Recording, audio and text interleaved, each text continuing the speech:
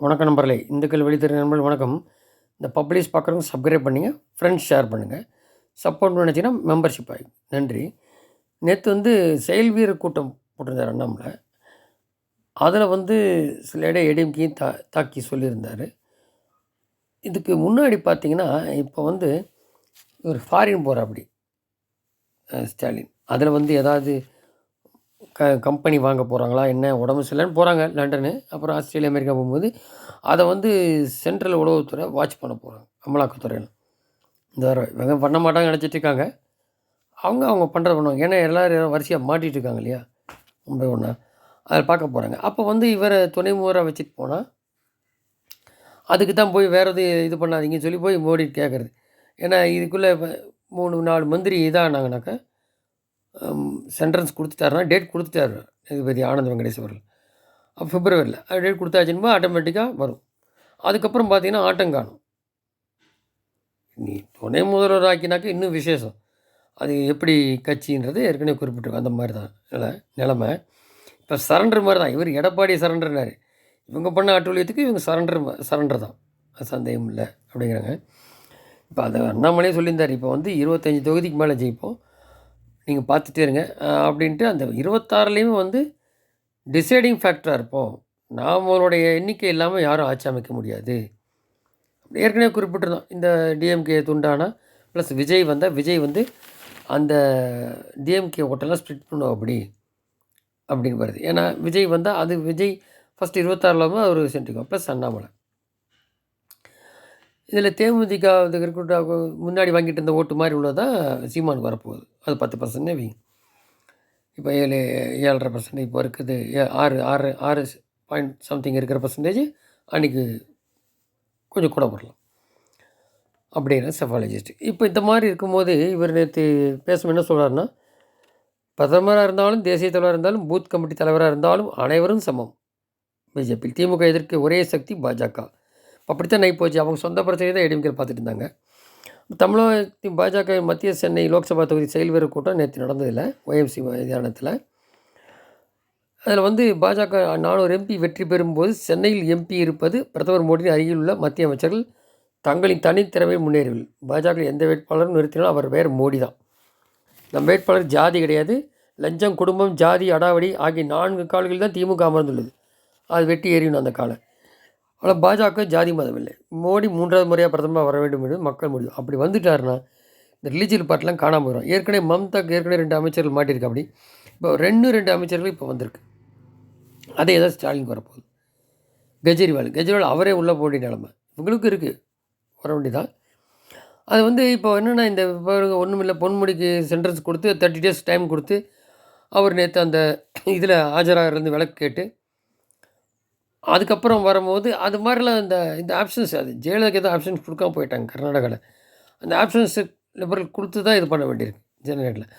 அதனால தான் இந்த அரசியல்வாதிகளாம் அது கடுமையான சட்டம் கொண்டு தான் தண்டிக்கப்படுறதா இருந்தால் பயம் வரும் இந்த ஊழல் பண்ணுறவங்களுக்கு. நம்ம ஊழல் பண்ணாலும் பாதி பணத்தை பிடிச்சாலும் மீதி பணம் இருக்கும், நம்ம தலைமுறைக்கு இது பண்ணிக்கலான்னு தெனாவட்டினால தான் எல்லாம் இந்த மாதிரி ஆகிறது. இப்போ உங்களுக்கு டைம் கொடுத்தாச்சு. இனிமேல் பாருங்கள், மறுபடியும் அது எப்போ போய் பொன்முடி அதை தள்ளி போட முடியுமா இருக்கு இல்லையா, அந்த சட்டத்தில் பிடிச்சி இது பண்ணுறதுனால. இனி அவங்க எப்படி அதை விசாரணைக்கு எடுக்கிறாங்கன்றதை நம்ம பார்க்கணும், மேற்கொண்டு நடவடிக்கையை பார்ப்போம். ஸோ தேசிய ஜனநாயக கூட்டணி என்பது பாஜக கட்டி வீடு. எங்களுடன் வாங்க உறவினரை வாங்க, சேர்ந்து பயணிப்போம். சிலர் நம்முடன் சாப்பிட்டார், நம் வீட்டிலே தங்கியுள்ளனர். சிலர் சென்றனர், சாப்பாடு சரியில்லைன்றாங்க. மறைமுக எடுக்க சொல்கிறார். தேசிய ஜனநாயக கூட்டணி நம்முடையது, அதில் கூட்டணி கட்சிகள் இருக்கின்றன. நம் கூட்டணியில் யாரெல்லாம் மோடி ஏற்று வருகிறனோ அவர்கள் நம்முடன் பயணம் செய்யலாம் அப்படிங்கிறத சொல்கிறார். பாஜக மட்டும்தான் பிரதமராக இருந்தாலும், தேசிய தலைவராக இருந்தாலும், ஒரே மாதிரி பூத் கமிட்டி தலைவராக இருந்தாலும் சமம். சென்னை மக்கள் வெள்ளத்தில் தத்தளித்த போது எம்பி டெல்லியில் கூட்டணி பேச ஸ்டாலின் போகிறாரு. அதே திருநெல்வேலியில் அந்த மழை நீரெல்லாம் ரொம்ப மக்கள்லாம் பாதித்து ஆடு மாடு மக்கள்லாம் இறந்து போகிற நிலைமையில ஆனப்போ இந்த இளைஞர் கூட்டம் சொல்லி சேலத்துக்கு வர அப்படியே அந்த மேயரு இவங்க லட்சணம் பாரு, இவங்கெல்லாம் எதுவுமே திறமையற்றவர்கள். எல்லோரும் ஒருத்தருக்கு தன்னைத்தானே திறமை மாதிரி நினச்சின்னு எல்லாரையும் திறமையெல்லாம் போட்டுட்டு அப்படியே ஃப்ரீஸ் பண்ணுறாங்க கவர்மெண்ட்டை நடத்த முடியாமல் அப்படிங்கிறத குறிப்பிடுறாரு. ஸோ தமிழகத்தில் 25 தொகுதிகளை தாண்டி பாஜக வெற்றி வரும். திமுக எதிர்க்கக்கூடிய ஒரே சக்தி பாஜக. நமக்கான காலம் கனிந்து விட்டது. கோட்டை விட்டு விடாதீர்கள் அப்படிங்கிறாரு. இப்போ நம்ம சட்டசபையில் வந்துட்டோம்னா நம்ம இல்லாமல் யார் ஆட்சி அமைக்க முடியாத நிலமை வரும். ஆட்சிக்கு ஃபுல்லாக வருவோன்றது இப்போ கிடையாது அப்படிங்கிறது அவர் சொல்கிறதுலேயே தெரியுது. எப்பவுமே லாங் டேர்ம் தான் பாஜக பார்ப்பாங்க. அப்புறம் இதில் பார்த்தீங்கன்னாக்கா இந்த காங்கிரஸு அந்த ராமர் கோயில்னால என்ன பண்ணுறது தத்தளிச்சிருக்கான். இப்போ எடப்பாடிக்கே வந்து அவர் என்னமோ எனக்கு கால் சரியில்லை, அது சரியில்லை, அது பார்த்து தான் நான் போகணும் அப்படின்ட்டு சொல்கிறார். கர சேவைக்கு சப்போர்ட் பண்ணது ஜெயலலிதா தான். இவர் என்னமோ அந்த இந்து முஸ்லீம் கிறிஸ்டின் ஓட்டுக்காக வேண்டி ஸ்டாலின் டைப்பில் பண்ணுறாரு. பண்ணி பாருங்கள், முஸ்லீம் கிறிஸ்டின் வருதா பாருங்கள். முதல்ல இந்துக்கள் போடுறானா பாருங்கள், போட்டவன் இந்து கன்சால்டேட் போகிற பிஜேபி போயிடும் ஏடிஎம்கேலேருந்து. ஒருவேளை திமுகலேருந்தும் போகலாம் இந்துக்கள் நடுநிலையாளர்லாம். அப்போது இது வரைக்கும் ஓட்டு போடாதன்னு போடலாம். அதெல்லாம் கணக்கு பண்ணி தான் சொல்கிறார் அண்ணாமலை. நம்ம தேர்தல் நேரத்தில் பார்க்கலாம். ஸோ 100 லட்சம் கோடி ரூபாய் கடன் வாங்கியாச்சு அப்படிங்கிறாரு காங்கிரஸ் தலைவர் அழகிரி. அழகிரி எத்தனை நாள் தலைவராக இருப்பார் தெரியாது.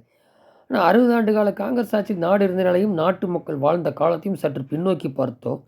காங்கிரஸ் ஆட்சி காலத்தில் நாடு எவ்வளோ சுபிச்சமாக தண்ணீரை பற்றி எவ்வித குறையும் இல்லாமல் இருந்ததா? கங்கையிலும் காவிலும் தண்ணீராக ஓடியதா? தேனும்பானு அல்லவா கரைபுரண்டு ஓடிக்கொண்டு இருக்கிறதா? மக்கள் அனைவரும் அந்தளவுக்கு மகிழ்ச்சியாக சுபிச்சமாக கடனோ உடனோ இன்றி அவர் சொந்த வீடுகள் வாழ்ந்தனரா?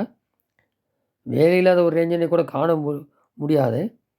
பொருளாதாரத்தின் நாடு எவ்வளோ தண்ணீர் பெற்றிருந்ததா? உலக வங்கி சர்வீஸை நம்மிடம் கடன் வாங்க காத்து கிடந்தனவா? வெளிநாடுக்கும் உலக வங்கிக்கும் கடன் வாங்கியது போல் மீதி இருந்தது விஜய் மல்லையா, நீரவ் மோடி, மெகுல் சோக்சி போன்ற உள்ளூர் பெருமகள் கடன்களாக வாரி வழங்கி வெளிநாடு தப்பி ஓடினாங்களா? காங்கிரஸ் ஆட்சியின் ஊழல்களை போப்பர்ஸ் டெலிகாம், 2G, காமன்வெல்த், விளையாட்டு போட்டி, சர்க்கரை, நிலக்கரி பக்கம் பக்கமாக எழுதி கொண்டே போகலாமே. இந்த 10 ஆண்டு பாஜக ஆட்சி ஒரு ஊழல் புகாரை அழகிரியை சுட்டி காட்ட முடியுமா? 100 லட்சம் கோடி கடன்களை மத்திய அரசு வாங்கியிருந்தாலும் 10 ஆண்டில் நம் பொருளாதாரம் அதைவிட பல லட்சம் கோடி ரூபாய் அளவுக்கு வளர்ந்திருப்பதை கவனிக்க தவறியதேன்?